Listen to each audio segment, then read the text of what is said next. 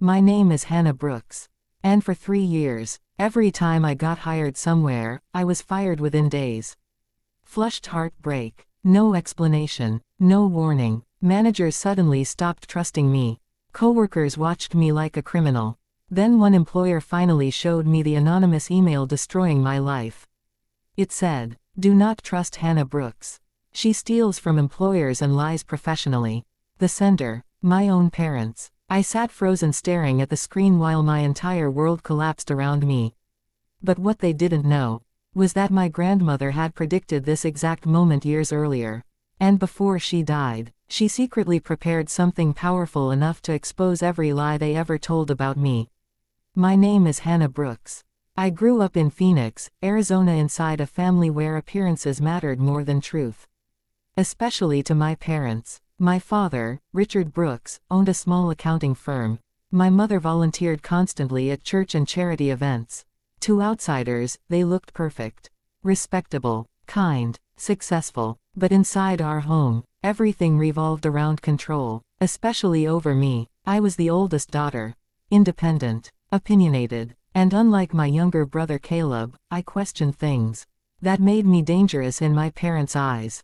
Growing up, Caleb became the golden child.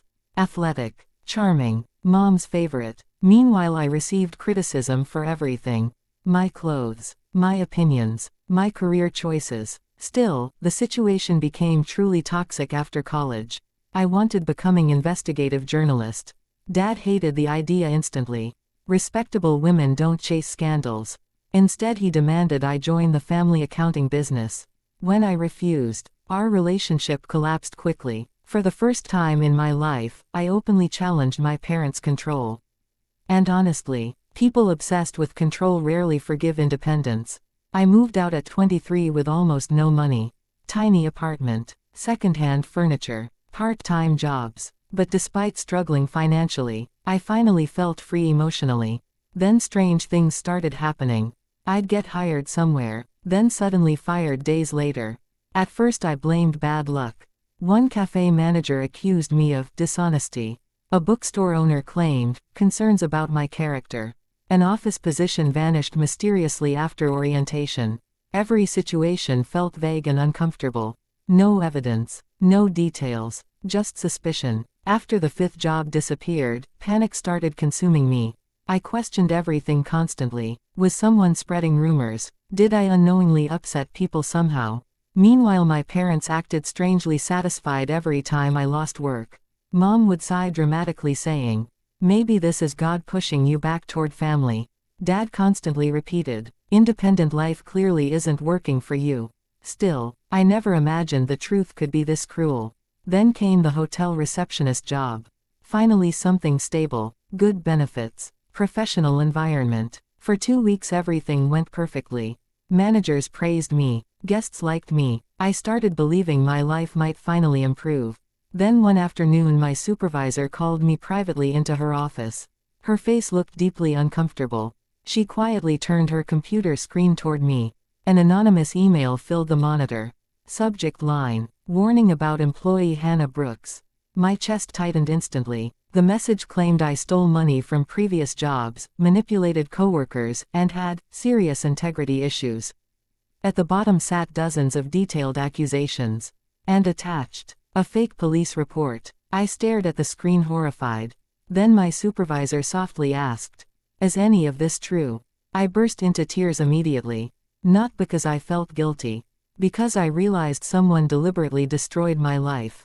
Then suddenly, I noticed something familiar inside the email. Specific wording Dad always used. Phrases only my parents said. My blood went cold instantly. That night I drove directly to my parents' house shaking with rage. I confronted them immediately. At first Mom pretended confusion. Dad denied everything calmly. Then finally Dad snapped. "Maybe if you stopped embarrassing this family, we wouldn't need protecting people from you." Protecting people, like I was dangerous. I screamed, "You ruined my jobs." Dad looked completely unapologetic. "We tried teaching you loyalty." Mom added quietly, "You belong with family." That moment changed me permanently. Because suddenly I understood something horrifying. My parents preferred destroying my future over losing control of me. I cut contact immediately afterward. Changed numbers, blocked emails, moved apartments. But the damage already spread everywhere. Small industries talk. References matter. Finding work became nearly impossible. I spiraled emotionally. Anxiety, depression, isolation. For months I survived doing freelance online work, barely paying rent. Meanwhile Caleb defended our parents constantly. "They're just worried about you." No, people worried about you don't sabotage your survival. Then one rainy afternoon, everything changed because of Grandma Eleanor. My grandmother always loved me differently. Genuinely, she used to whisper, "One day you'll understand why I worry about you most."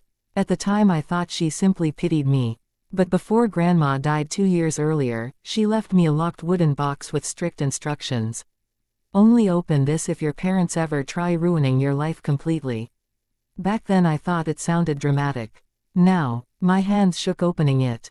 Inside sat documents, USB drives, letters, and one handwritten note. "Hannah, if you were reading this, then your parents finally became exactly who I feared." My stomach tightened instantly. Apparently Grandma secretly discovered years earlier that Dad manipulated financial records and used intimidation tactics, controlling family reputation privately. Not criminal enough for prison, but unethical enough destroying lives quietly, including mine. Grandma suspected someday they'd target me fully if I became independent. So she collected evidence secretly for years. Phone recordings, emails, fake reports Dad created, proof they contacted employers pretending anonymous concern. Everything. My entire body shook reading it all. Because suddenly every lost opportunity finally made sense. But Grandma prepared one more thing too. A lawyer. Before dying, she paid an attorney named Rebecca Sloan, retaining her services specifically for me if needed. The next morning I met Rebecca. After reviewing everything, she looked furious. "Your grandmother was incredibly smart." Within weeks, Rebecca filed lawsuits for defamation, harassment, and fraudulent communication. And honestly, the evidence was devastating, especially because Dad used business resources tracing back directly to him. Once legal notices arrived, panic exploded inside my family. Mom called crying hysterically. Dad suddenly wanted private discussions. Too late. Then the local news became interested because Dad's accounting firm handled several public contracts. Suddenly his respectable image started cracking publicly. Clients left quickly. Church members whispered. Business partners distanced themselves. And for the first time in my life, my parents lost control of the narrative. During mediation, Dad finally admitted the truth. Not emotionally, strategically. He claimed he only wanted forcing me back home because he believed I'd fail alone. But honestly, that explanation somehow hurt worse. Because it meant they watched me suffer financially, emotionally, mentally. And still continued. The lawsuits ended in massive settlements and public written retractions sent to previous employers. But the real healing came somewhere unexpected. One former employer rehired me after learning the truth. Then another opportunity appeared. Eventually my investigative writing career finally began growing. Ironically, the girl my parents tried controlling through lies became someone professionally exposing truth for a living. Today I'm 32 years old. I still miss Grandma every day. But sometimes I sit quietly thinking about the incredible love hidden inside what she prepared for me. Because while my parents spent years trying destroying my future, my grandmother spent years protecting it. And honestly, that difference taught me everything about what real family actually means. Real love protects, supports, and believes in you, even when you struggle. Control disguised as concern can become emotional abuse. And sometimes the people trying hardest to destroy your future fear losing power over your life. Never underestimate the quiet people who prepare protection for you long before you realize you'll need it. If this story touched your heart, thumbs up, like this video. Bell subscribe for more emotional stories. Speech balloon comment below. Do you think controlling parents sometimes disguise manipulation as love and protection? Flushed heartbreak.